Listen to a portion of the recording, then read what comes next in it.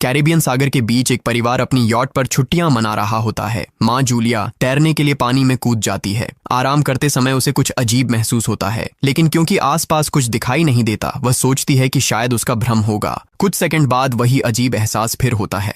इस बार भी कुछ नजर नहीं आता, लेकिन अब वह घबरा जाती है और यॉट की तरफ तैरना शुरू करती है। तभी अचानक कोई उसकी टांग खींचने लगता है और वह मदद के लिए जोर जोर से चिल्लाने लगती है। उसकी बेटी कैसी हेडफोन लगाकर म्यूजिक सुन रही होती है, इसलिए उसे कुछ सुनाई नहीं देता। पति टॉम और बेटा बेन मछली पकड़ने में व्यस्त होते हैं। जूलिया पानी के ऊपर टिकने की कोशिश करती है, लेकिन मुंह में पानी जाने की वजह से चिल्लाना मुश्किल हो जाता है। थोड़ी देर बाद टॉम को एहसास होता है कि काफी देर से उसने जूलिया को नहीं देखा। वह यॉट पर उसे ढूंढता है और फिर अपनी पत्नी को खतरे में देख लेता है। वह बच्चों को बुलाता है, यॉट को उस तरफ ले जाता है और पानी में कूद जाता है। जल्दी से जूलिया तक पहुंचकर उसे संभालता है और यॉट की ओर तैरता है। बच्चे दोनों को ऊपर खींच लेते हैं। परिवार जूलिया को संभालता है, लेकिन जूलिया खुद को समझाती है कि शायद लहरों की वजह से ऐसा हुआ होगा।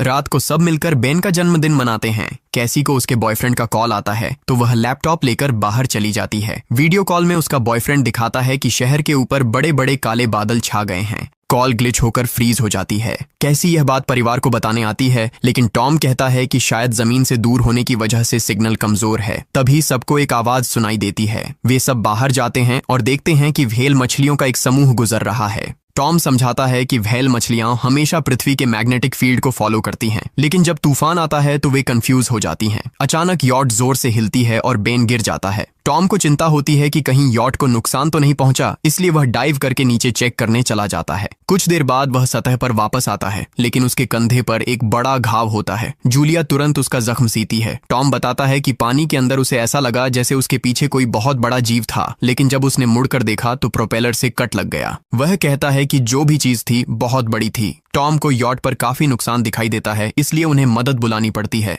जूलिया बार बार रेडियो पर कोशिश करती है। कैसी फोन पर सिग्नल ढूंढती है, लेकिन कुछ भी काम नहीं करता। तभी कैसी को एक अजीब सा जीव दिखाई देता है और वह चिल्ला उठती है, लेकिन वह तो बस बेन होता है जो मास्क पहनकर मजाक कर रहा होता है। कुछ देर बाद यॉट पूरी तरह बंद हो जाती है और समुद्र के बीच में फंस जाती है। जूलिया रेडियो में एक आवाज सुनती है, लेकिन आवाज इतनी खराब होती है कि उसे कुछ समझ नहीं आता। टॉम परिवार को बताता है कि उनके पास सिर्फ 4 दिन का खाना पानी बचा है और अब उन्हें किसी मछली पकड़ने वाली नाव का इंतजार करना होगा। अचानक रडार पर कुछ डिटेक्ट होता है और परिवार को एक अजीब सी आवाज सुनाई देती है। सब दौड़कर बाहर आते हैं और हैरानी से देखते हैं कि कई सारे उल्कापिंड जमीन पर गिर रहे हैं।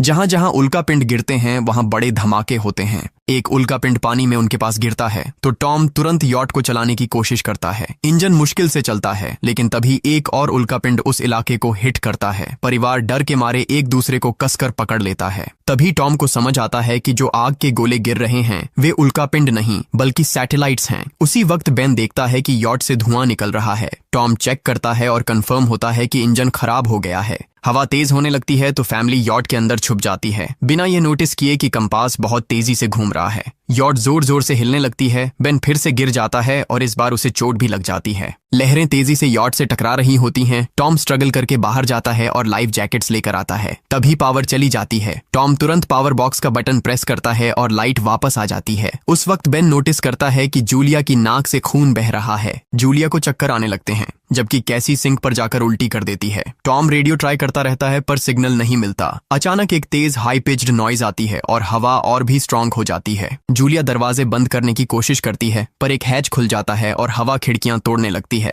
टॉम एक फ्लेयर जलाता है और थोड़ी देर बाद अंधेरा छा जाता है। अगली सुबह फैमिली शॉक में उठती है कि वो स्टॉर्म से बच गए हैं, लेकिन यॉट आधी तबाह हो गई होती है। जब वो बाहर आते हैं तो देखते हैं कि समुद्र का पानी गायब हो गया है और यॉट अब जमीन पर अटकी है। सब ये देखकर शॉक में आ जाते हैं। कैसी सिग्नल चेक करती है पर नेटवर्क बिल्कुल डाउन होता है। बेन 2 मरे हुए केकड़ों से खेलने लगता है। टॉम कंपास चेक करता है और देखता है कि वो उल्टा हो गया है। ये आखिरी बार 7 लाख साल पहले हुआ था। कैसी को लगता है कि उसका बॉयफ्रेंड मर गया होगा और वो टूट जाती है। जब जूलिया उसे समझाने आती है तो कैसी उसे दूर कर देती है और छुपने चली जाती है। जूलिया और टॉम बची हुई सप्लाईज देखते हैं। बेन अपने बर्थडे बलून्स एक पत्थर से बांध देता है ताकि शायद कोई बचा हुआ सर्वाइवर देख ले। टॉम फिर रेडियो ट्राई करता है और इस बार एक आदमी से कनेक्शन हो जाता है। उसका नाम नाव होता है और वो एक सबमरीन का कैप्टन होता है। उसकी सबमरीन भी लैंड पर अटक गई है। वो कंफर्म करता है कि मैग्नेटिक पोल्स रिवर्स हो गए हैं, इसलिए ओशन पीछे हट गया है और जमीन डूब गई है। वो कहता है कि उसने अभी तक और सर्वाइवर्स नहीं देखे और कम्युनिकेशन सिस्टम सिस्टम्स बिल्कुल डाउन हो गए हैं। वो मजीद ये भी कहता है कि पोल्स फिर रिवर्स होंगे और शायद एक हफ्ते में समुंदर वापस आ जाएगा।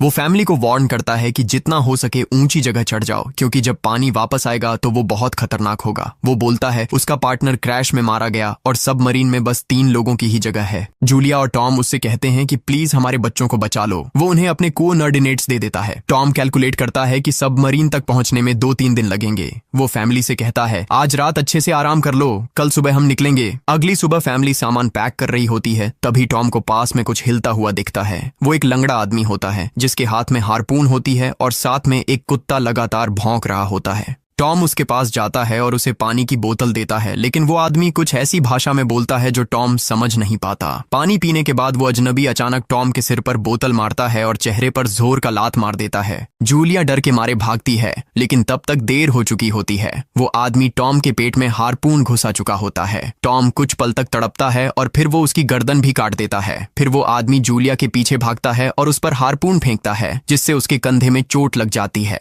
जूलिया दर्द सहते हुए यॉट के अंदर भागती है और बच्चों को बोलती है कि छुप जाओ। वो दरवाजा लॉक कर देती है। कैसी और बेन सोफे के अंदर घुस जाते हैं। जूलिया उन्हें फ्लेयर गन पकड़ाती है और खुद एक चाकू लेकर बाथरूम में छुप जाती है।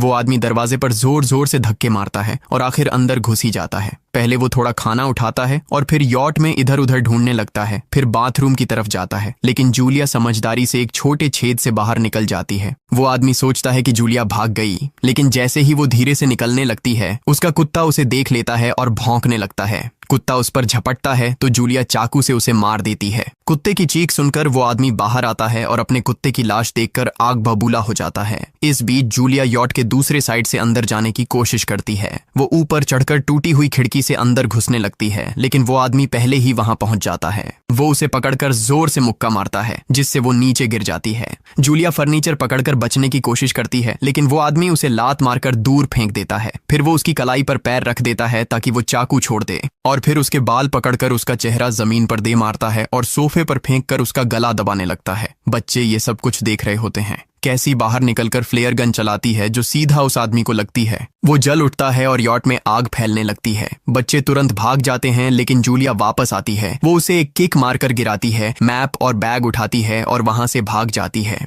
बेन और कैसी अपने पापा के पास जाकर रोने लगते हैं। जूलिया भी उनके साथ बैठ जाती है और तीनों मिलकर आंसुओं के साथ टॉम को आखिरी अलविदा कहते हैं। तभी वो डरावना आदमी फिर यॉट से बाहर निकल आता है तो फैमिली फिर से भागने लगती है। कुछ ही देर में यॉट एक बड़े धमाके के साथ उड़ जाती है। थोड़ी दूर चलने के बाद वो लोग एक छोटे से झरने के पास रुकते हैं ताकि थोड़ा आराम कर सकें। कैसी सोचती है कि शायद वो पागल आदमी उनके पास गुब्बारे देखकर आया था। ये सुनकर बेन खुद को कसूरवार मानने लगता है। जूलिया उसे समझाती है कि इसमें उसकी कोई गलती नहीं थी और सबको आगे बढ़ने को कहती है, क्योंकि वो आदमी अभी भी उनके पीछे है। रास्ते में एक छोटे तालाब के पास बेन एक मरी हुई हैमरहेड शार्क देखकर हैरान रह जाता है। तभी जूलिया नोटिस करती है कि वो आदमी फिर उनके करीब पहुंचने वाला है। सब लोग दौड़ पड़ते हैं और एक रेत के टीले से नीचे गिर जाते हैं, जहां उन्हें जहरीला कचरा दिखाई देता है। फैमिली सावधानी से उसे पार करती है और लगता है कि उन्होंने उस आदमी से पीछा छुड़ा लिया है। चलते चलते उन्हें बड़े बड़े मरे हुए सी एनिमल्स और समुंदर के नीचे जमा हुआ सारा प्लास्टिक दिखने लगता है।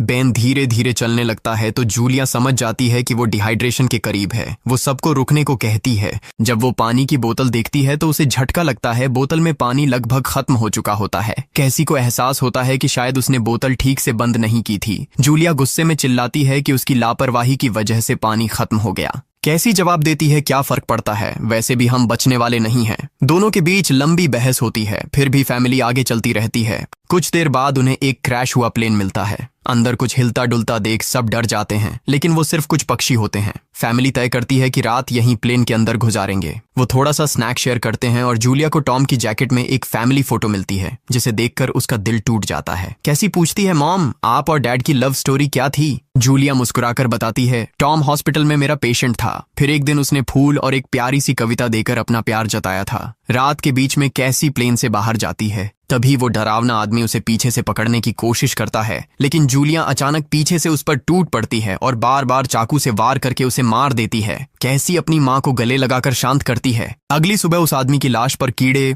गुंड पड़े होते हैं।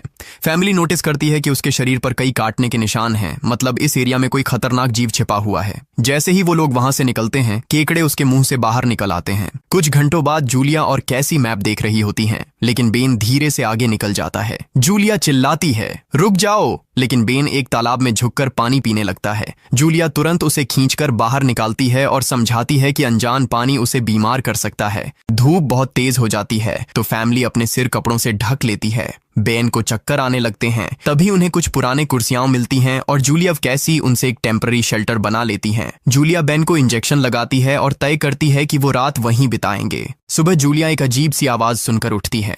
बाहर जाकर देखती है तो क्रैब्स का एक बड़ा झुंड उनकी तरफ आ रहा होता है। वो तुरंत बच्चों को उठाती है और तीनों भागना शुरू कर देते हैं। भागते भागते उन्हें एक बड़ा कार्गो शिप दिखाई देता है। वहां 3 क्रू मेंबर्स जिंदा होते हैं। एक औरत उनकी मदद करना चाहती है, लेकिन बाकी 2 आदमी मना कर देते हैं और तीनों फैमिली को बाहर छोड़कर कंटेनर लॉक कर लेते हैं। क्रैब्स पास आ जाते हैं। जूलिया बच्चों को कंटेनर के ऊपर चढ़ाती है। खुद जब चढ़ने लगती है तो क्रैब्स उसके पैर को जोर से काट लेते हैं। बच्चे उसे खींचकर ऊपर चढ़ाते हैं, नहीं तो वो नीचे गिर जाती। कंटेनर के एक छेद से आधे क्रैब्स अंदर घुस जाते हैं। क्रू मेंबर्स फायरिंग शुरू करते हैं, लेकिन क्रैब्स उन पर हावी हो जाते हैं और दोनों को मार डालते हैं। आखिरी आदमी छत के होल तक पहुंचता है, लेकिन क्रैब्स उसे भी नीचे खींच लेते हैं और वो भी मर जाता है। जूलिया अपने जख्म पर पट्टी बांधती है और बेहोश हो जाती है। कुछ देर बाद जब वो उठती है तो खुद को रेत के तूफान के बीच अकेली पाती है। वो घबराकर बच्चों को ढूंढने लगती है। एक मरी हुई औरत का हथियार उठाती है और जोर जोर से चिल्लाती है। कैसी उसकी आवाज सुनकर लौट आती है और बताती है कि वो और बेन मदद ढूंढने गए थे, लेकिन कोई नहीं मिला। फिर दोनों बेन से मिलते हैं, जिसे एक खुला कंटेनर मिलता है जहां वो तूफान खत्म होने तक रुक सकते हैं। जूलिया टॉम का लाइटर निकालती है और अपने जख्म को जलाकर बंद करती है, जो बेहद दर्दनाक होता है। तूफान थमने के बाद उन्हें एक और कंटेनर मिलता है जिसमें बहुत सारी पानी की बोतलें होती हैं। बॉडीज चेक करते वक्त उन्हें एक रेडियो और एक गन भी मिलती है। जूलिया नाव से संपर्क करती है और बताती है कि मैप खो गया है। इस पर नाव बताता है कि उन पर आर्थ्रोपॉड्स ने हमला किया था। वो अबिस के जीव हैं जो ऑक्सीजन की वजह से पूरी तरह पागल हो चुके हैं। अब नाव फैमिली को जल्दी करने को बोलता है, क्योंकि उसके इंस्ट्रूमेंट्स ने कैलकुलेट किया है कि समुद्र उम्मीद से ज्यादा जल्दी वापस आएगा और उनके पास सिर्फ कुछ घंटे बचे हैं। वो एक फ्लेयर शूट करता है और फैमिली उस दिशा में चलना शुरू करती है। लंबी वॉक के बाद फैमिली को एक टूटा हुआ टॉयलेट मिलता है जिसमें बेन पेशाब करता है। अब वो लोग आखिरकार सबमरीन को पास ही देख लेते हैं, लेकिन वहां पहुंचने के लिए उन्हें एक बड़ा चट्टानी रास्ता पार करना होगा। जैसे ही वो रास्ते से गुजरते हैं, दीवारें हिलने लगती हैं और पत्थर गिरने लगते हैं, जिससे एक भयानक रॉक स्लाइड हो जाता है। जूलिया तुरंत अपने बच्चों को साइड में धक्का देती है और खुद भी पीछे हट जाती है ताकि कुचली न जाए। अब एक पत्थर की दीवार उनके बीच आ गई है। जूलिया बच्चों से कहती है कि वो बिना उसके आगे बढ़ जाए, लेकिन कैसी मना करती है और जोर देती है कि उसकी माँ को चढ़ने की कोशिश करनी चाहिए। बहुत बहस होती है और चिल्लाने के बाद जूलिया वादा करती है कि वो बाद में अपने बच्चों को ढूंढ लेगी। मजबूर होकर कैसी अपने भाई को खींचकर आगे ले जाती है। बच्चे चट्टानी रास्ता चढ़कर सबमरीन की तरफ भागते हैं, लेकिन वहां पहुंचकर देखते हैं कि नाव बाहर खून में लथपथ पड़ा है। वो समझाता है कि उसके लिए सब खत्म हो गया है और अब बच्चे सबमरीन ले सकते हैं। ये सोचकर कि एक एक्स्ट्रा जगह होगी, कैसी वापस अपनी माँ को ढूंढने भागती है। तभी जूलिया केकड़ों को आता देखती है और वो फायरिंग शुरू कर देती है। कुछ केकड़ों को वो मार देती है, लेकिन झुंड बहुत बड़ा होता है और सबसे लड़ना मुश्किल हो जाता है। उसी वक्त कैसी दीवार के ऊपर दिखाई देती है और हाथ आगे बढ़ाती है तो जूलिया अपने घायल पैर के बावजूद तेजी से चढ़ना शुरू करती है। कैसी की मदद से वो दूसरी तरफ पहुंच जाती है और दोनों साथ में सबमरीन की तरफ भागते हैं। बेन पहले से ही ऊपर खड़ा होता है और फायर खोल देता है ताकि केकड़े डिस्टर्ब रहें जब तक फैमिली ऊपर चढ़ जाए। केकड़े नाव के शरीर तक पहुंचते ही तुरंत उसे खाने लग जाते हैं। जूलिया गन उठाती है और फायरिंग जारी रखती है जब तक बच्चे अंदर चले जाएं। जब वो सुरक्षित हो जाते हैं, जूलिया समझती है कि गोलियां खत्म हो गई हैं, तो वो गन केकड़ों पर फेंक देती है और अपने बच्चों के साथ अंदर चली जाती है। फैमिली हैच को अच्छे से लॉक करती है और खिड़की से केकड़ों को सबमरीन के चारों तरफ देखती है। इसी वक्त समुद्र वापस आ जाता है तो तीनों तुरंत अपनी सीटों पर बैठकर बेल्ट पहन लेते हैं और एक दूसरे का हाथ पकड़ लेते हैं। तेज लहरें सबमरीन को जोर जोर से इधर उधर फेंकना शुरू कर देती हैं, जिससे जूलिया को पूरी जर्नी के विजन दिखने लगते हैं और कैसी उल्टी कर देती है। जल्दी ही वो हाई पिच आवाज वापस आती है और फैमिली बेहोश हो जाती है। कुछ देर बाद जूलिया और बच्चे होश में आते हैं और खुद को जिंदा देखकर खुश होते हैं। वो हैच अनलॉक करके बाहर निकलते हैं और देखते हैं कि लहरों ने सबमरीन को एक तबाह शहर में गिरा दिया है। यानी अब जिंदा रहने और नया जीवन शुरू करने की उम्मीद है। और यहीं पर फिल्म खत्म होती है। चैनल को सब्सक्राइब करना ना भूलें और बेल आइकन जरूर दबाएं ताकि आपको ऐसे ही मजेदार वीडियो मिलते रहें। देखने के लिए धन्यवाद।